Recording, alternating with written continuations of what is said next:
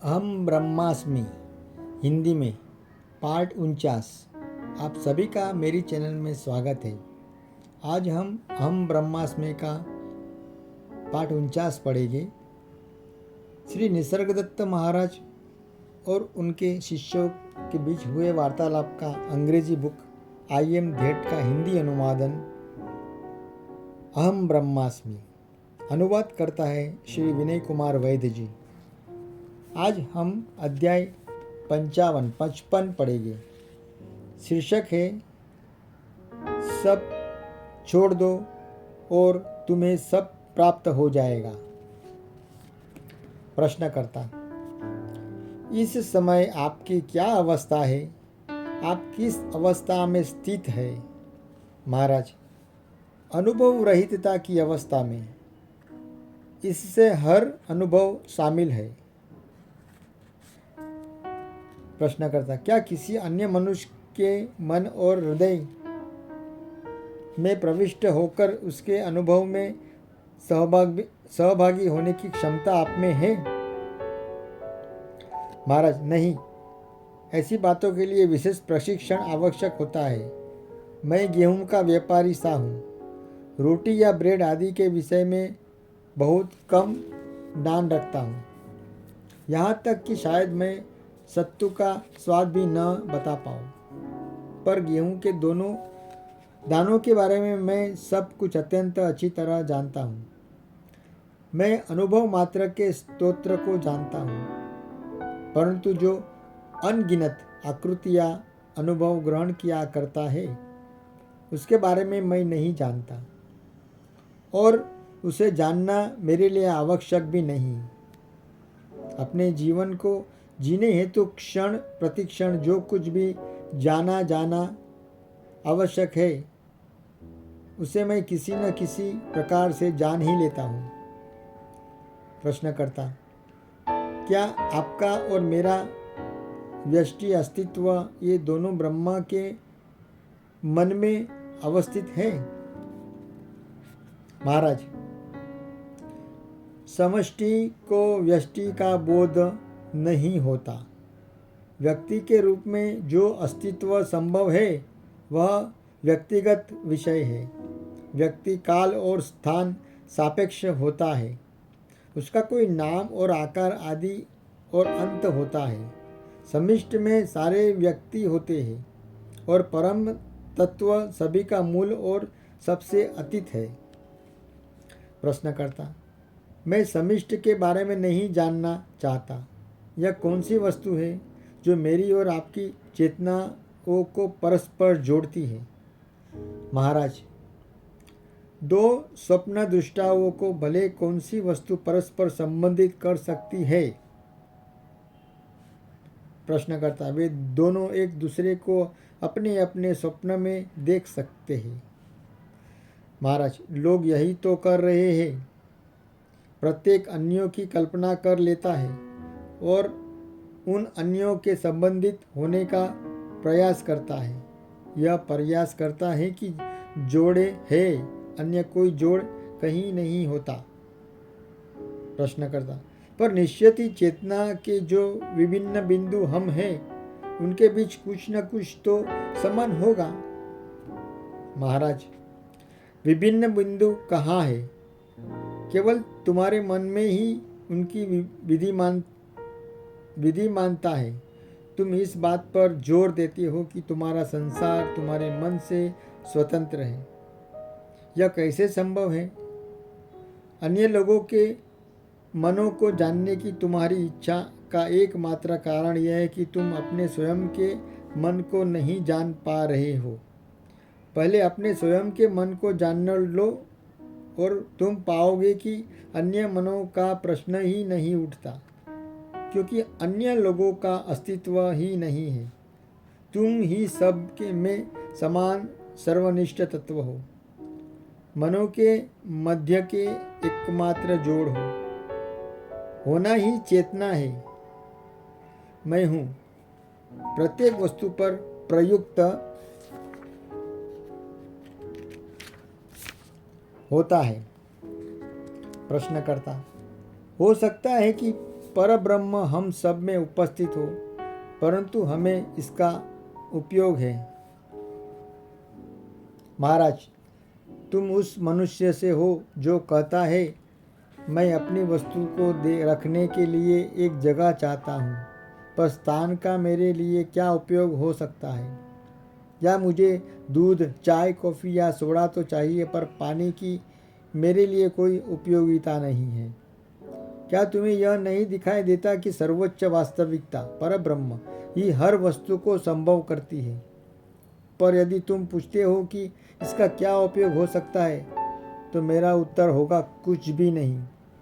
वास्तविकता को जानने वाले को नित्य प्रति के जीवन में इस जानने का कोई लाभ नहीं मिलता, वरन अन्यों की तुलना में इसकी ही अधिक संभावना है कि वह हानि में रहे। लोभ और भय से मुक्त होने के कारण वह अपनी रक्षा भी नहीं करता। लाभ का विचार भी उसके लिए एक विजातीय वस्तु सा होता है। संग्रह से उसे घृणा होती है। उसका जीवन अपने आप को सतत रिक्त करते रहना, बांटते रहना और दान ही रह जाता है। प्रश्नकर्ता, यदि सर्वोच्च तत्व की उपलब्धि से कोई लाभ न होता हो, तो उसके लिए व्यर्थ ही कष्ट क्यों उठाया जाए? महाराज, केवल कष्ट किसी वस्तु से बंधने में ही हुआ करता है। जब तुम हर वस्तु से अपनी पकड़ हटा देते हो तो कोई कष्ट नहीं रह जाता। निकृष्ट का त्याग ही उत्कृष्ट की प्राप्ति के लिए पर्याप्त कारण है। सब छोड़ दो और तुम्हें सब प्राप्त हो जाएगा। तब जीवन, जो कि एक अक्षय स्तोत्र से आने वाला किरण पुंज भर है, अपनी सार्थकता पा लेता है। उस प्रकाश में संसार किसी स्वप्न सा धुंधला दिखाई पड़ने लगता है। प्रश्नकर्ता, यदि मेरा संसार स्वप्न है और आप इसके एक अंश भर है, तो आप मेरे लिए क्या कर सकते हैं? यदि स्वप्न वास्तविक नहीं है, यदि उसकी सत्ता नहीं है, और वास्तविकता इसे कैसे प्रभावित कर सकती है? महाराज, जब तक स्वप्न जारी है तब तक इसका अस्थायी अस्तित्व बना रहता है। समस्या बस इतनी है कि तुम इसे पकड़ रखने की चेष्टा करते हो। इसे चल ले जाने दो, यह स्वप्न तुम्हारा है। इस प्रकार की कल्पना करना बंद करो। प्रश्नकर्ता, आप यह मान लेते प्रतीत होते हैं कि बिना स्वप्न दृष्टा के स्वप्न का अस्तित्व संभव है, और मैं अपनी कामना की मधुरता के वशीभूत होकर उससे स्वयं का तादात्म्य कर लेता हूँ। पर मैं स्वयं ही स्वप्न और स्वप्न दृष्टा भी हूँ। स्वप्न देखना कौन बंद करेगा? महाराज, स्वप्न को उसके अंतिम बिंदु तक उद्घाटित हो जाने दो। तुम उसे रोक नहीं सकते, पर तुम स्वप्न को एक स्वप्न की तरह समझ अवश्य सकते हो और उस पर सत्यता की मुहर लगाने से रुक सकते हो। प्रश्नकर्ता, मैं यहाँ आपके समक्ष बैठा हूँ। मेरा स्वप्न मैं हूँ और आप यह देख रहे हैं कि मैं मेरे स्वप्न में बोल रहा हूँ। कौन सी वस्तु हमें परस्पर जोड़ती है?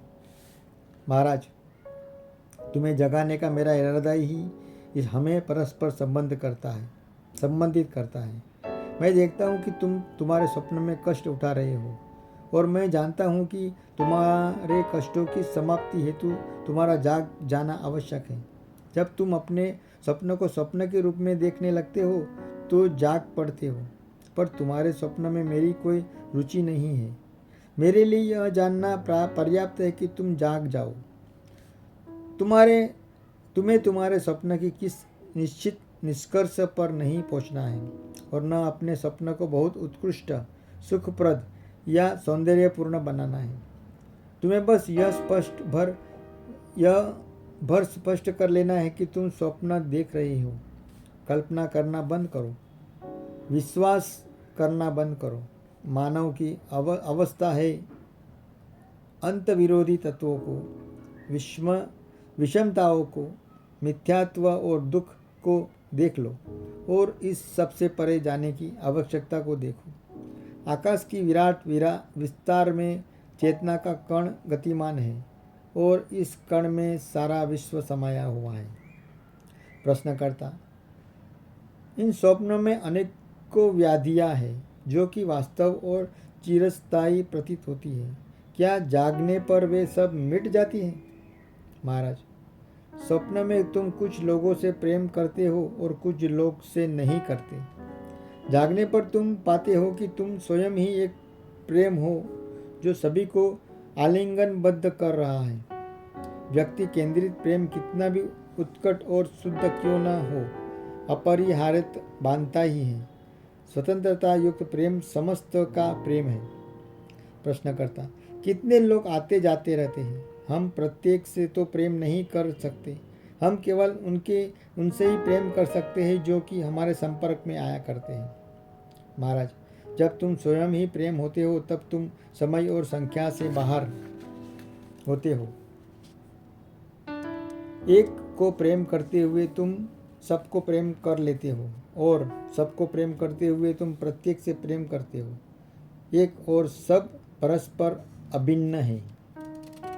प्रश्नकर्ता, आप कहते हैं कि आप कालातीत अवस्था में अधिष्ठ है। क्या इसका यह अर्थ है कि भूत और भविष्य आपके लिए खुले और उपलब्ध है? क्या आप राम के गुरु वशिष्ठ मुनि से मिले? महाराज, यह प्रश्न काल के विषय में है और काल के अंतर्गत अब पुनः तुम स्वप्न में घटित बातों के संबंध में प्रश्न कर रहे हो। कालातीत अवस्था काल के विभ्रम से परे ही एक अवस्था है। यह काल के विस्तार में या काल का विस्तार नहीं है। वह तो स्वयं को विशिष्ट करता था, वशिष्ठ को जानता था। वह जो स्वयं को वशिष्ठ कहता था, वशिष्ठ को जानता था। मैं सारे नामों और रूपों से परे हूँ। वशिष्ठ तुम्हारी स्वप्नावस्था में देखा गया एक स्वप्न है। मैं भला उसे कैसे जान सकता हूँ? तुम अतीत और भविष्य में से चिंताग्रस्त रहते हो। यह सब निरंतर बने रहने और अपने आप के मिटने न देने की गहरी लालसा के कारण है। और चूंकि तुम अपनी निरंतरता चाहते हो, इसलिए तुम चाहते हो कि अन्य भी तुम्हारा साथ दे और इस कारण उनकी सुरक्षा की चिंता भी तुम करने लगते हो। पर तुम जिसे सुरक्षितता कहते हो वह केवल स्वप्न का ही जारी रहना भर है। इससे तो मृत्यु ही अधिक अच्छी है। क्यों, इसमें जागने का एक अवसर तो होता है। प्रश्नकर्ता, आप सुरक्षा का विचार नहीं करते क्योंकि आपको शाश्वती का बोध है। महाराज, वास्तविकता इससे बिल्कुल विपरीत है। इच्छा मात्र से स्वतंत्रता ही शाश्वतता है। आसक्ति मात्र में भय निहित होता है क्योंकि सारी वस्तुएं ही नाशवान है और भय मनुष्य को दास बना देता है। आसक्ति से मुक्ति किस अभ्यास का फल नहीं होती, वरन जब कोई अपने वास्तविक रूप को जान लेता है तो वह एक स्वाभाविक सी बात स्वतः प्रकट हो जाती है। प्रेम बंधन में प्रेम नहीं होता। प्रश्नकर्ता, तो फिर अनासक्ति की प्राप्ति का कोई उपाय नहीं हो सकता? महाराज, कुछ भी प्राप्त नहीं किया जाना है। सारी कल्पनाओं का परित्याग कर दो और तुम जैसे हो उस प्रकार से अपने को जान लो। आत्मज्ञान अनासक्ति है। सारी भागदौड़ अपने अपूर्ण और अपर्याप्त होने के भाव का परिणाम होती है।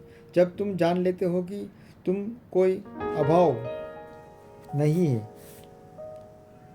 तुम में कोई अभाव नहीं है, जो कुछ भी है वह सारा तुम्हारा और तुम स्वयं ही हो, तो कामना मिट जाती है। प्रश्नकर्ता, क्या स्वयं को जानने के लिए मुझे जागरूकता का अभ्यास करना चाहिए? महाराज, कोई अभ्यास नहीं करना है। स्वयं को जानने के लिए स्वयं हो जाओ। स्वयं होने के लिए अपनी यह हवा अथवा वह के रूप में कल्पना करना बंद करो।